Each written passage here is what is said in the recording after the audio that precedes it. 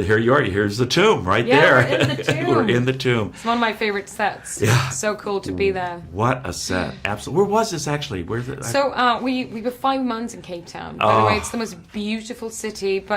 And then they built in a studio in South Africa. They built the tomb, and I must say, I mean, even I kind of just assumed that a lot of these big action films nowadays, they rely a lot on CGI and green screen, and our director was very stubborn on to bring that kind of more authentic feel. He wanted it to be set builds, which meant, like, as an actor, I got to go in and just be like blown away. The detail in this work was incredible. And a fellow Scandinavian, that must have been fun. Did you have sort of like yeah, I mean, we're able to speak Norwegian and Swedish to one another, but only when it's kind of us in a room, because otherwise it would be quite rude. Yes, I understand. But maybe you had a similar sensibility, and I know you were familiar with his films, which made it was nice as well. I was. Well, this is terrific. I mean, first of all, it's a great action film, but so often these kinds of films, that's all there is. There's the action and there's all of that, but there's a lot of intimacy here too. I mean, talk a little bit about the father-daughter relationship, because I think that's an important theme here. Definitely. And I think that relationship, especially when I was introduced to what they want to do with this film, when I met the director and the producers, is that the father-daughter relationship is really at the core of the story. And you could pull that one out and put it in any genre, and it would be effectful and something that you will want to follow. And that meant that I thought, like, okay, so we can now step into this universe.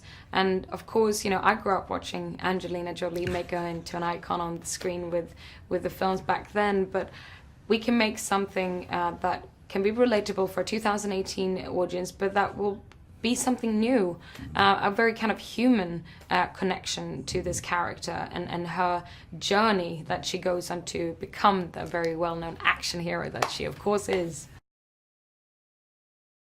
I understand you actually loved the Tomb Raider games when you were growing up. Yeah, I mean, Lara Croft and the Tomb Raider games have been quite groundbreaking. I mean, it was the first female protagonist in a video game. I was a 9-10-year-old girl standing in the living room, like, so curious. Yeah. I wanted to be part and try this adventure on with. Finally, was a girl that I, could relate to, and I was a bit too young, so I was a bit scared, to be honest, to play the games. I tried, but I revisited them later in my young teens. One thing that's great, and it's happening this year, a lot of films are coming out, and this is probably one of the strongest ones, where we're seeing strong female character leading a film.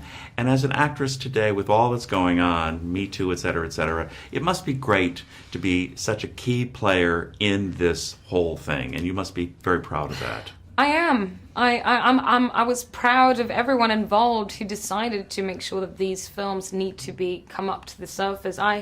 Whilst filming this, or actually just wrapping it up, I went and saw Wonder Woman. I was just floored to finally see these kind of battle scenes with just these women turn it on its head like that, and me realizing I was growing up thinking that I would never see anything like it.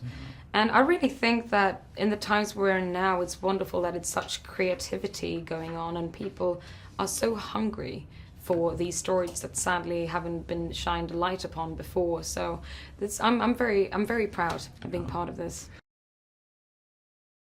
We know there's a lot of movie magic, but watching this film and knowing a thing or two about what goes on behind the scenes, physical training, I know that you had to go through a lot of that for this movie. Talk a little bit about that, because I bet you went through quite a bit. Again, yes, the pure excitement of me growing up loving adventure films and always been curious what it's like to shoot these kind of action sequences, that's one thing.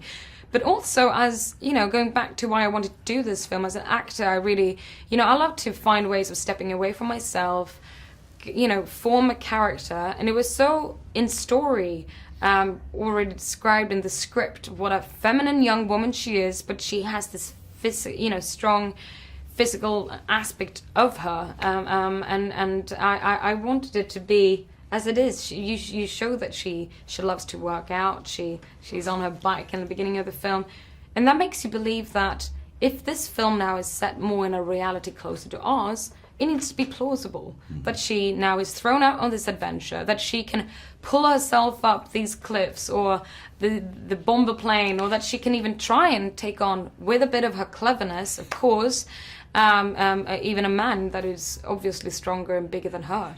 Absolutely, and even the scene with chasing the boys in Hong Kong, whether that was Hong Kong or not, it looked like Yeah, Hong it looked Kong. like even and Daniel Wu, who plays Lou in our film, who's from Hong Kong. Yeah. He was even amazed. He stood there in our set piece in Cape Town and was like, "Oh my God, this looks like home." It was pretty amazing. It was almost 360, and we had about 350 to 400 Chinese extras in South Africa. 3, 2, 1, action.